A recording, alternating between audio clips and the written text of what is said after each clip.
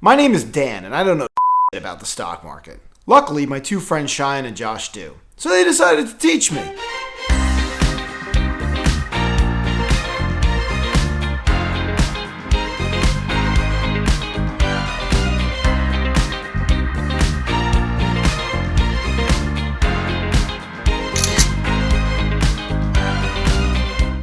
Try not to cuss this episode. That'll be a good episode. That'll be good. You know why we don't cuss? The audience will love that. You know for the sponsor. No, sponsors. Sponsors. For the children. Wu-Tang's for the children. I want to create something. Stop messing with the set. I want to create something that younger people can watch and get into investing. Okay. You know? For the children. Yeah. Wu-Tang is for the kids. Should we get into this? Let's do do it. it. All right. Stock talk. Remember to scrub everything that we're not allowed to talk about, other than the P stuff. That stuff's great. That stuff's great. It's golden. Also, yeah. while you weren't here, we talked about why we don't cuss on the show. Oh, only cuss. I thought it was for the sponsors, but Shayan told me it was for the kids. That Wu-Tang's for the kids, and so is Teach Dance Stocks. Yeah, we want this to be accessible to younger people, you know? Does Wu-Tang not cuss?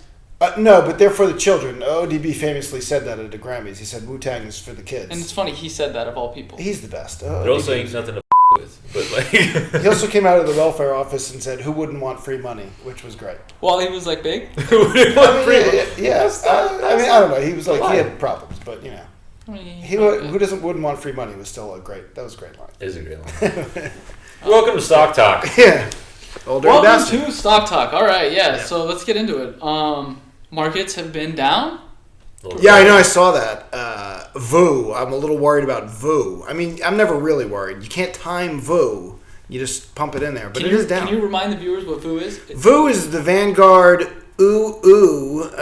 It's an ETF. It tracks the S&P 500, and you know it's safe, but a little playful. You know, it's a little sexy, a little risky.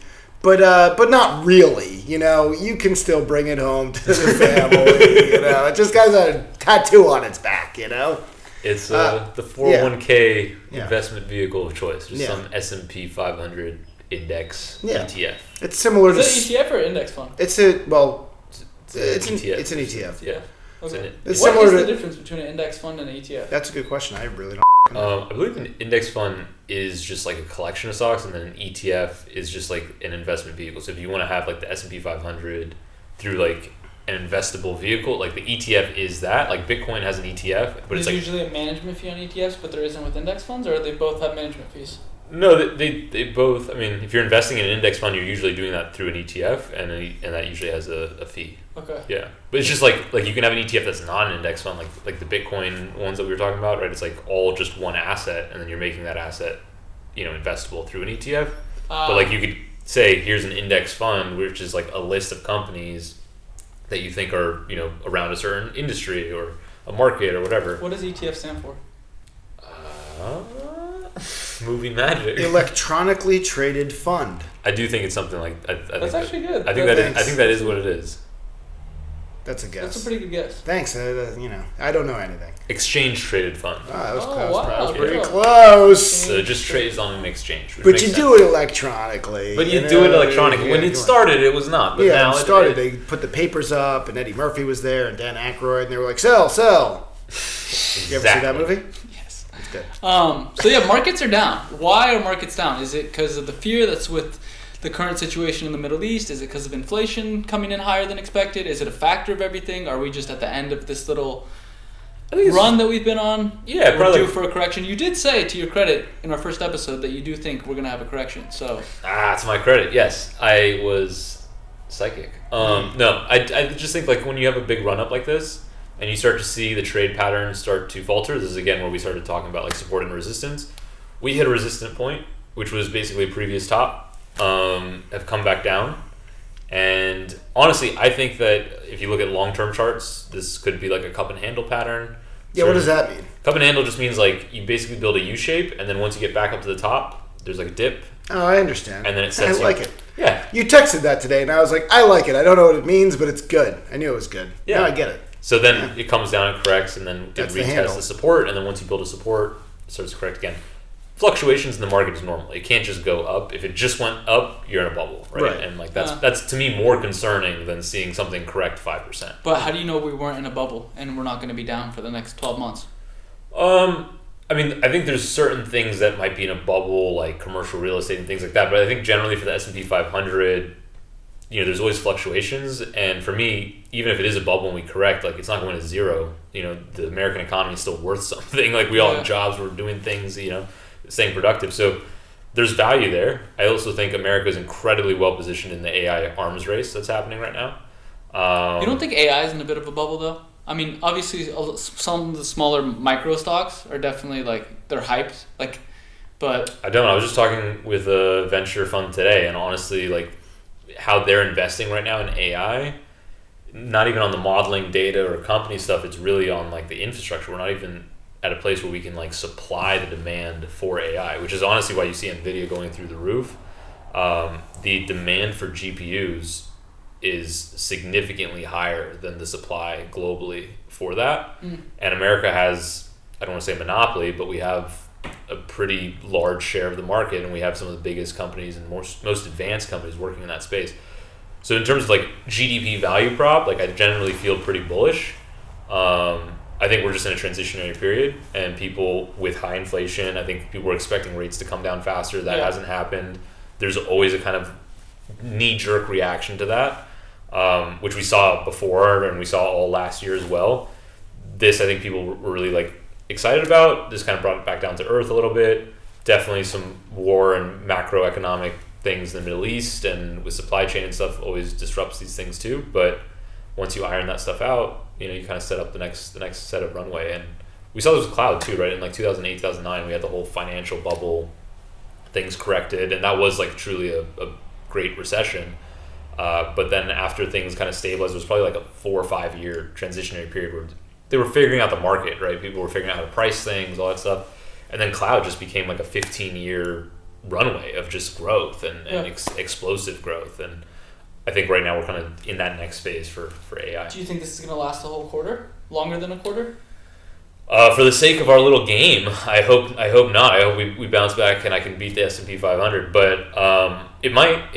I think we start to go into earnings next week. I'll be looking at Tesla and a few other people to see kind of how they're making progress. But just because AI is an exciting topic doesn't mean companies have actually figured it out yet. Yeah. It's for sure. They know the value prop is there and they want to build towards it, but actually realizing that value and having that turn into actual revenue that they're seeing from consumers.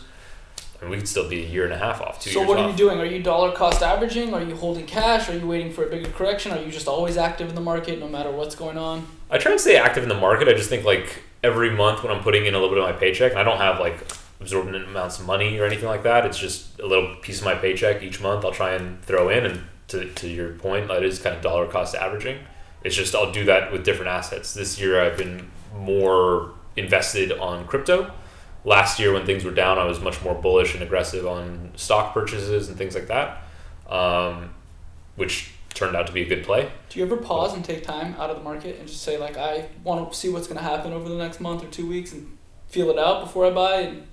I mean, every month I'm investing. It just depends what would I be investing in. So if the market is not in a place that I think is favorable, I might say, I don't want to invest in stocks for 2-3 weeks or maybe a month or maybe a quarter, right? And so then I'll go to crypto. If crypto's too high or I don't think that, I have certainty on where to place that, I might not do that. I might invest it in a small business or a side hustle or something like that, right? It's for me, as long as the money's being deployed, that's what I care about. Because I feel sitting on cash.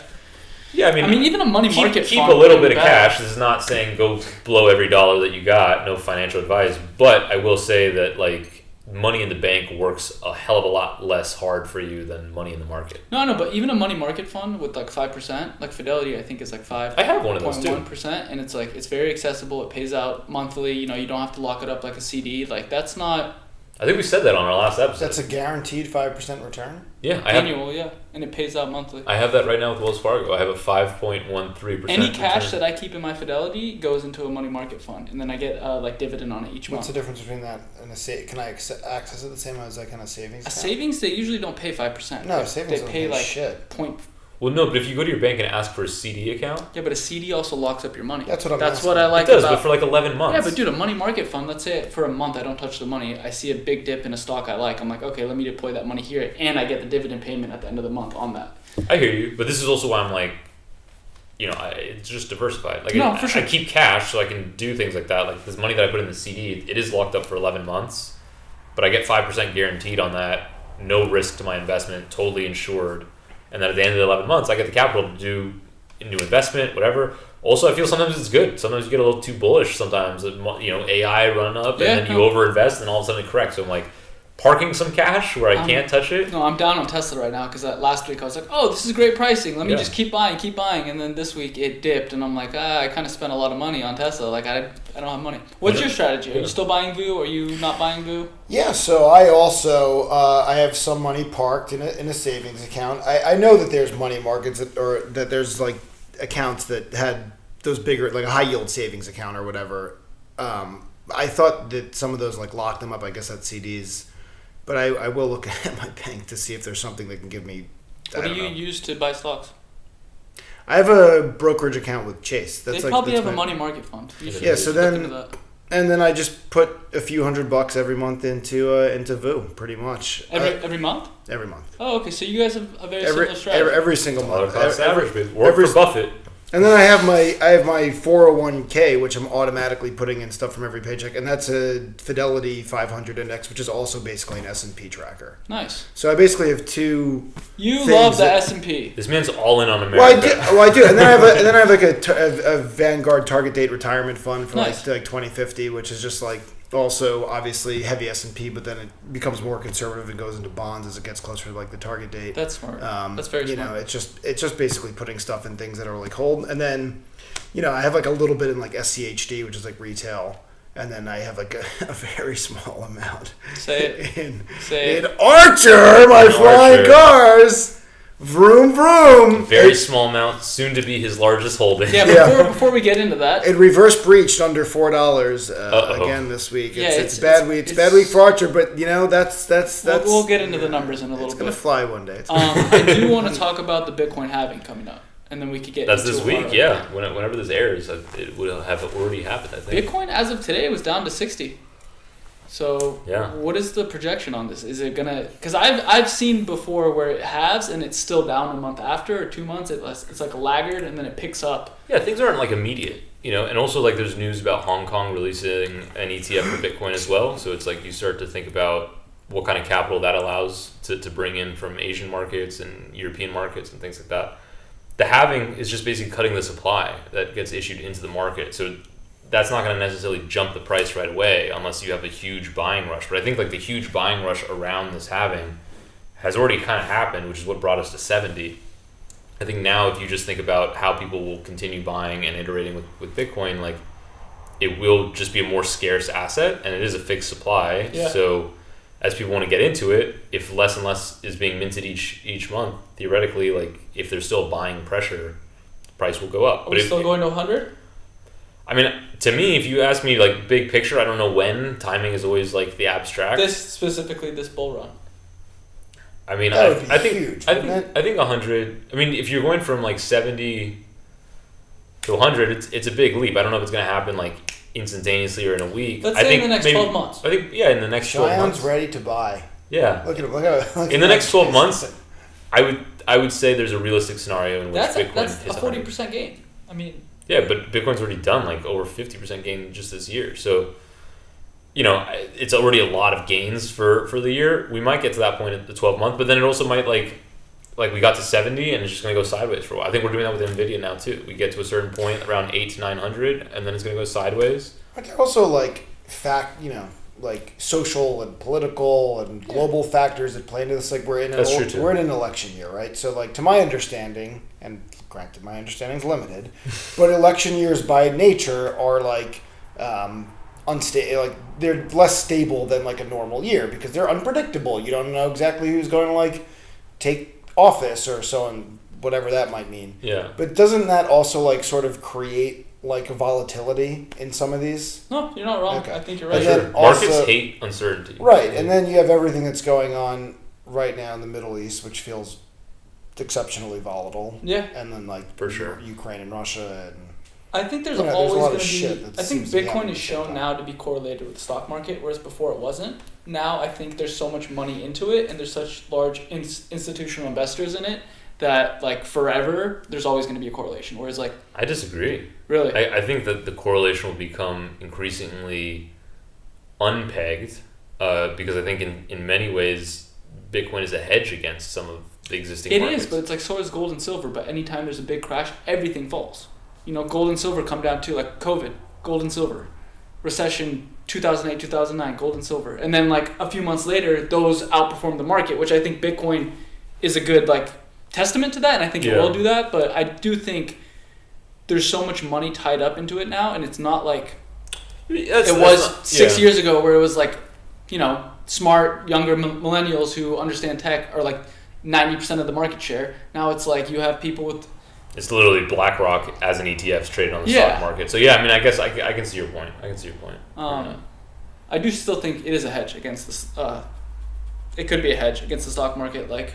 And just cash, honestly. Well, yeah. In the same way gold is, right? Like people invest in gold and silver to park money in non-liquid assets, and so you know, I think Bitcoin is a more liquid asset than gold or silver. Although you can trade that with an ETF that's pretty liquid, but yeah, I mean you're not wrong. I just think diversifying in a way that's healthy and manageable is always good. You don't want to have all your eggs in one basket, and that's why also like if the markets aren't good or they're really high and you don't feel like there's an entry point, like start a business, invest in that, invest in your education, learn a skill set. Yeah, no, I think investing in yourself is one of the most important and underrated things. Absolutely. You know, you can't take a skill set away from somebody, whereas like a stock can go bankrupt. But if you have a skill set, as long as it's not something that's useless, you'll have that for the rest of your life. And if it is useless, gain other skill sets. Like script writing. It's a good priceless. No, that's a useless one. That's not a useless one. I think you get creativity from that you can apply to other avenues of your life. Sure. You know, you're working that creative muscle. Dan is a screenwriter. If anyone's a producer out there making some famous Hollywood movie, that's right. You know who to call. I have a really good one about flying cars. It's called The Jetsons. It's called The Jetsons. Should we get into our numbers? Quarterly review? Sure. One amendment to the last episode, I mentioned Baidu, and in case anyone out there was feeling extra bullish, it was not 30 billion in revenue, it was 3 point something in revenue. I think one of the articles I was reading misread or reported that, and so I cross-referenced with a couple other things which I said I was going to do. Turns out it's not as liquid or revenue generating as I initially had read. So we check the facts. Yeah. I listen to these guys, you know. So I show up here once a week. That's where I get my information. So, who should we start with? Josh. Okay, Josh. Sure. Yeah. So, I mean, everything's been down. We're all since our last episode. We're all down. No one's a loser here. All right, go ahead. But Nvidia, since you pitched it, is down 4.3%. Okay. Ouch. Ow. Yeah. I'd be careful. Wait till we get to your number. Oh God, no, we don't skip me. IBM is down 4.1%. Okay. And then what really is screwing it's a blue chipper. Is Solana? Yes. Where are we at with Solana, baby? Down 27.4%. Oh God, what is Solana? Is that a microchip? It's a crypto. It's a cryptocurrency. Oh yeah, that's so that really messed up your average. That puts you at a minus 11.93%, and I don't have the S&P. I'll probably throw a graphic up or something on where that's at. Who won the last one? Was it you? I feel like you're going to win again. I feel like you set this up. This is rigged. You go around. And then you're like, and then in first place. Good. Dan, you are... let's just say you're in some trouble. We don't need the sound effects. Go. AMD, down 19.3%. Those are micro devices? Yeah. Advanced micro devices. They're really down 19% since last time. Glad I didn't put any money in that. Oh, man. Archer, your beloved Archer, since it is a micro cap, reverse breach. It moves. You know, if it drops $1, it's like that's a very big percentage of the stock. I know. I've been losing my shirt on these flying cars. Minus 24.7%. Oh boy, you're like. Yeah, no, it was at like 5, and now it's at like 350 or something like that. You're down an average of 22% even. Yeah. Those were the only 2 picks. He only had 2 picks. You had 3. I should pick a third one. I mean, you could have. We'll do that next quarter. All right. We'll do it next quarter. It's a little late for that. All right, where are you at, Mr. PayPal? Miraculously, I'm still positive. Wow. PayPal is down I'm not down. PayPal is up 0.06%. So I'm like just even on PayPal. I'm about to lose money on it, but I'm just even. To lose money on it. Google has actually been on a good run. Google's up 10.3%. So all in all, not since last episode, but since this quarter. So okay. Since we gave the started. picks, technically the date we gave the picks was March 15th because we shot the first episode March 16th. Got it. Which was a Saturday. Markets were closed, so I pulled the numbers from close on Friday, March 15th Friday. That's like the numbers that are plugged in for this quarter. Maybe now that we have a routine, we could do these a little closer to when the quarter actually starts for Q3, but that's where the numbers come from. And then Porsche, I'm also barely up on. It's 1.1%, bringing my average to 3.82%, so I'm still positive. But because you bought that second car, you're down like 7,000%. Cheyenne bought a second car for no reason. Yeah, it's not a Porsche. Not financial advice. And it wasn't even a Porsche. Yeah. There is a reason. Yeah, you don't even believe in your own company. We'll get to that. We'll get to that. Support your Porsche. I'm investing in BMW because this dude's going to... You know, BMW actually had one of the best years ever in terms of they had the most sales. And I didn't even invest. But so we'll jump to our next section now. All right. Well, because you're the winner again. Or no, wait. It's not over. Oh, it's not over. There's a lot of time. Like this is a whole quarterly thing. I'm just leading the. We're all very impressed with you. It really doesn't. It doesn't mean anything. In 2 weeks, something Porsche could drop 20% and my average gets messed up. Your Archer could get acquired and go up 100%. Then your average is unbalanced. And you have two stocks. Earnings calls coming up. NVIDIA, let's go, baby. Yeah.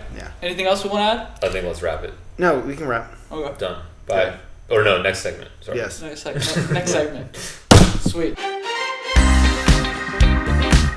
Today we're going to be talking about net worth because ultimately you can't really know about the markets and how to invest if you don't know how much you have to invest or how much you're even worth. So really what we want to do is take your total capital, right? Your it's like credits and debits, right? It's like accounting, right? So all the things that you have that are capital assets, all that added up.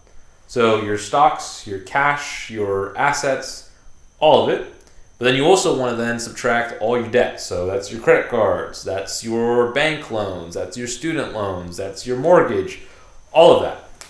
And then whatever you end up with in the end is your actual net worth. And I think it's really important for you to track, especially if you're young and just starting out, because it's a cool metric to watch. And I think if you're investing, it's a great thing to kind of keep track of. It's fun to watch it grow. I've been doing that since high school, and I started from not a lot, and that number got bigger. And if I wasn't watching it, I probably wouldn't be investing in it. So something to be aware of. I'd use apps like Mint, which is part of an Intuit service. So if they're watching, please sponsor this video. We'll get an affiliate link somewhere. I'm just kidding. I don't have any affiliates.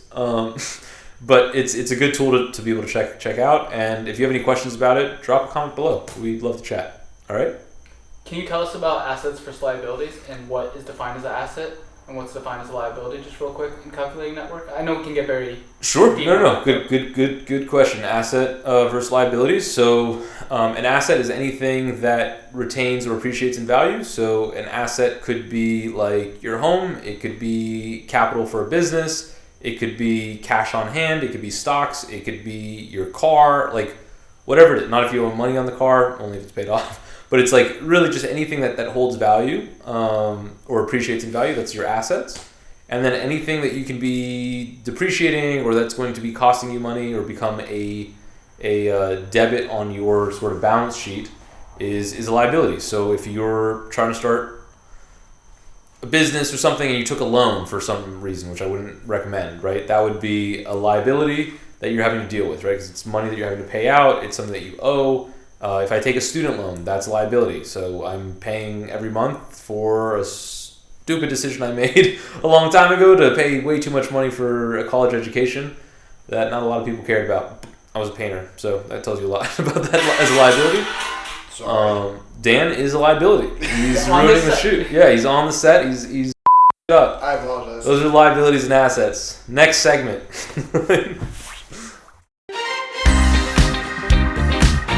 Welcome to Investor IQ with Dan. That's me. So today we're talking about price to earnings ratio, which is extremely important.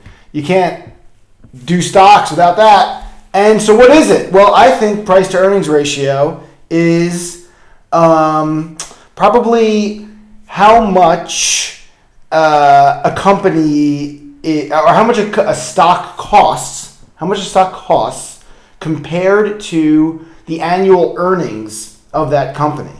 And that is a ratio that you really want to keep at a certain percentage to make sure. I haven't looked at this yet. Now I'll look at it. Hold on. Okay, so what it actually is it in green? Well, price to earnings ratio, also known as PE ratio or PER. Oh, PER. It's like basketball. Is the ratio of a company's share price. That's what I said. To the company's earnings per share. That was close to what I said. The ratio is used for valuing companies to find out whether they're a good investment. That's what I said. I had this correct, just to say it. Dan teaches Dan stocks.